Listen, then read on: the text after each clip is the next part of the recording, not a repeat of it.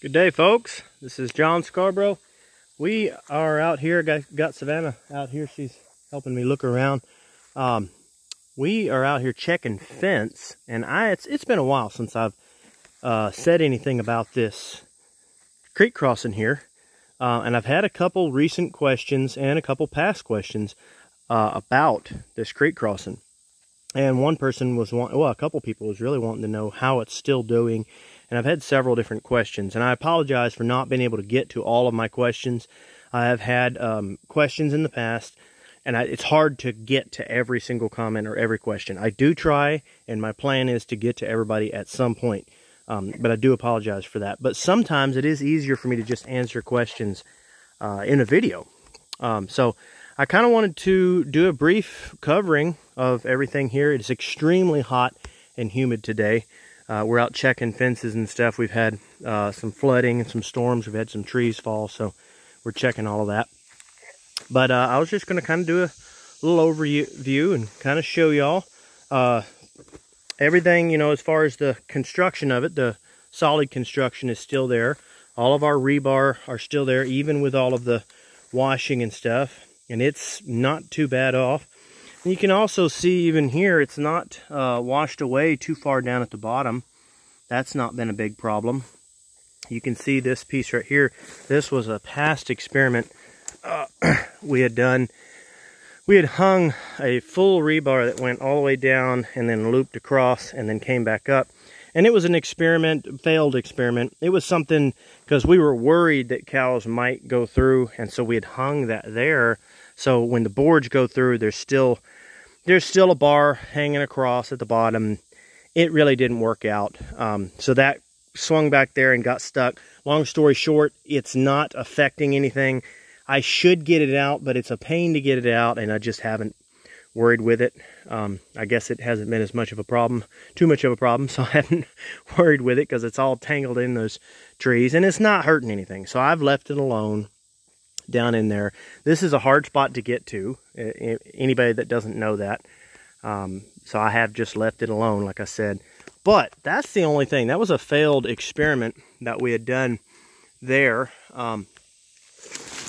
Other than that, we have had no real issues out of this. Let's see here. One of the questions I had is how far apart all of this is. These were 8-inch pieces right here. They were designed to fit 2 2x4s right here. Okay, and we spaced these about 3 inches up. It's a total of 4 inches, but we had 3 inch on center for these little spacers. I didn't get too carried away or worried about making stuff straight and pretty. Ain't nothing but the cows and birds and bird poop gonna see it, and then everybody on YouTube, but you guys ain't worried about that. So all I did here is I put a 3-inch piece of pipe over top of a 2 3/8 of an inch piece of pipe. The reason for doing that is this is a humid environment here.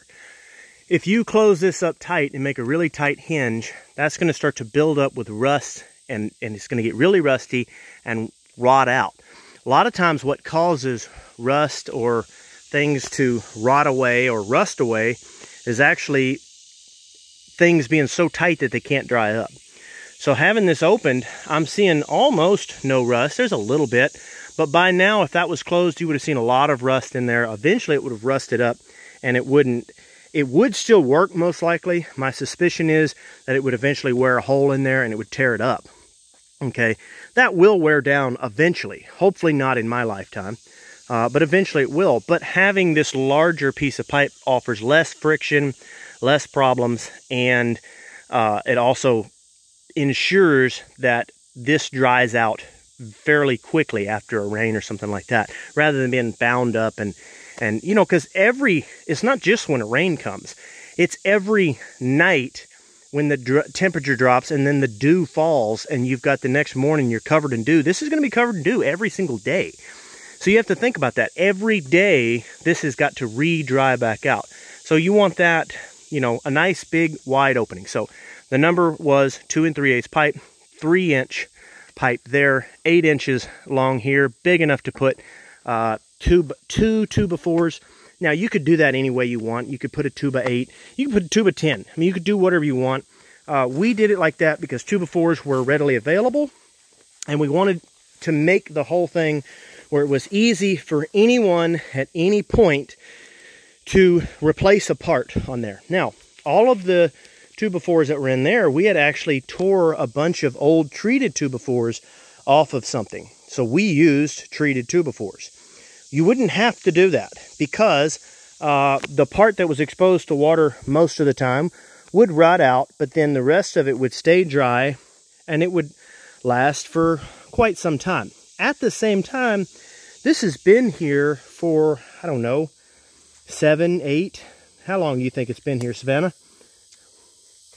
Probably that long. 7, 8. I mean, me and you, we've known each other for 12. No, it's been past 10. It's been a little bit longer than 10. 10 and a half. It's been 10 and a half.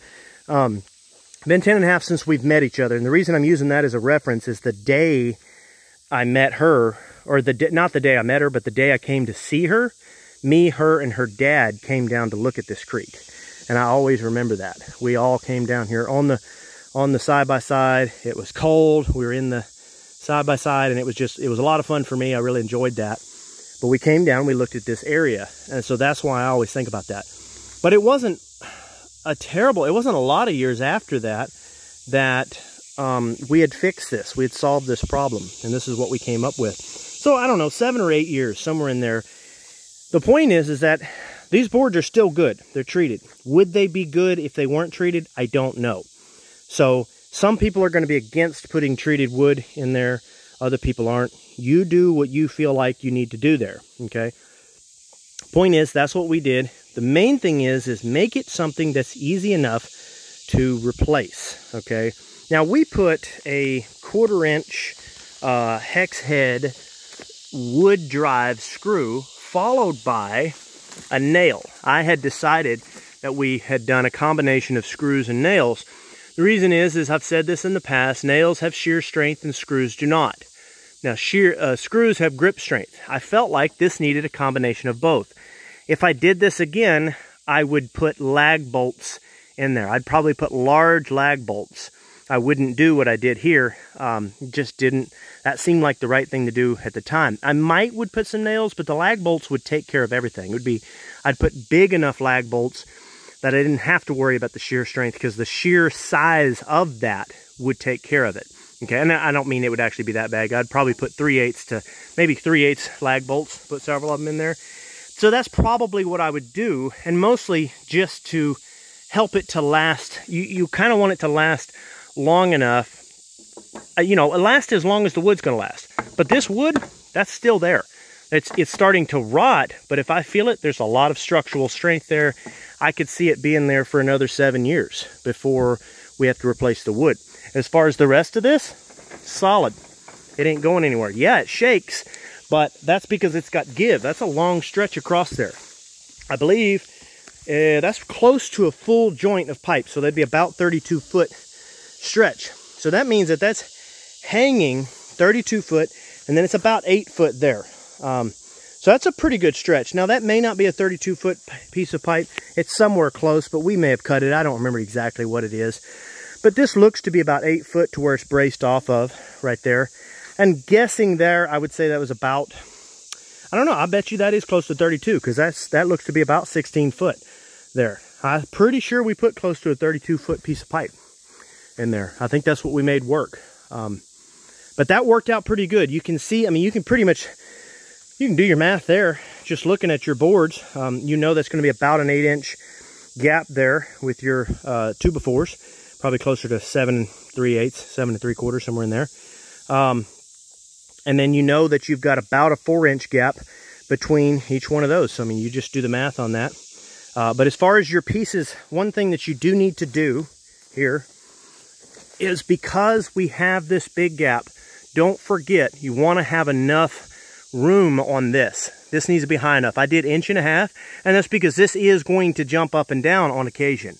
And you don't want it to jump over and flip over there, then that's where you're going to start having a problem. So we just put nice tall spikes on there, didn't have to worry about it. Obviously we did not, like I said, don't try to make anything look pretty. Didn't even worry about it. But you see the way we did our braces. We did a brace here, we did a normal H brace that way, and then you've got to do an H brace this way. We contemplated putting another brace this way, What we had planned is we would leave it alone, see how it works, and then decide. So far, we have had no reason to do that. It's not necessary. This is so low friction, it's just not necessary. Those boards float, and there's almost no friction on that. Where it is necessary is to have that cross brace as far out as you can get it. If you could get it to the middle, you know, or something like that, that'd be great. But, you know, you start running into other issues and stuff, and this stretch is just fine. That's part of the reason for using 2x4s. I've had people ask me, why not use other material? Well, we use 2x4s because usually we can get them plenteous, definitely back when we bought these, partially because they float. The other thing is you can cut them with a sawmill. You can cut anything you want and put it there.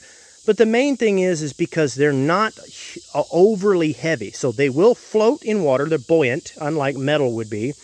But then they're also light enough that when it's supporting the full load, it's not a huge amount of weight. Once those pieces dry out, it's fairly light. It's not terribly heavy. So just keep that in mind. Like I said, you know, you want some kind of brace here. You got to have some kind of H-brace here. This is all supported, but you can tell it's free floating across there because none of those bars are supporting any of that. It's not, there's no support until this right here. All of the support's coming off of this. See? We're welded in right here, and then we've got our brace coming back there, our H-brace, and then we're welded in right here. You can tell I left the big gap sides. We just put straight cuts and then welded one side. That's plenty. That's all you need if you do a good weld. You know, if you know that you could put a solid, good weld on there, you don't need anything else. So we never welded the other side because I'm going to tell you something. Like I said, this pipe sweats. When it sweats internally as well. And I've seen pipe rust out from the inside because it sweats inside there. Okay, so even when I am trying to make stuff look good, then I will weld both sides out. I usually will leave this is just a little side tip, I'll leave me a little hole at the very bottom, just one little hole, and that is a drain hole. And I have seen on my fences, I've seen water drain out of there. And I think that's why, is because there is condensation in here. I'm sure some people will argue with me on that, but that's what I do. That's my opinion on that. So anyway, guys, I wanted to come out here, show you all this. If y'all have any more questions, let me know, please. I hope that I answered all of the questions that were asked in there. I asked all that I could remember. I looked them all up. I apologize if I have missed anything.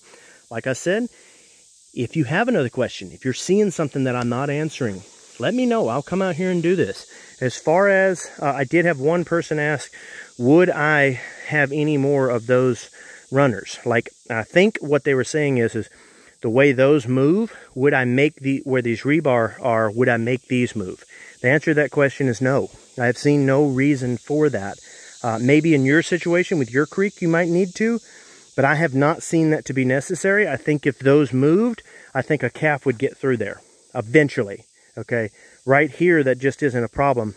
But right here, for some reason, cows like to bed their calves down right next to creeks. And I think the reason is for that, because they feel like that they're safer there because they don't have to watch as many sides. They don't have to watch their back. So if they're right up against a creek, they feel safe.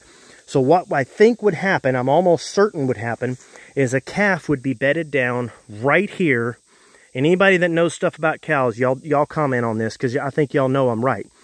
Calf would be bedded down right here, and it would roll over and end up on the other side. So I feel like having this solid is important. The calf's not going to be bedded down inside the creek, so you're not going to have to worry about that. So to answer that question, I don't see me bringing that wood out any farther than that. I don't think that it's necessary. And having all of this in here actually offers some support to that brace. Maybe not a lot, but some. All right, guys. Like I said, any more questions, leave them in the comments. Thank you so much for watching, and thank you so much for making the last video I did on this a very good, outstanding video. It was shared a lot. It helped so much with the channel, and I would truly appreciate it if y'all would share this video as well. Put it on Facebook, put it on Instagram, share the video, please help the channel. Thank you so much. Like and subscribe.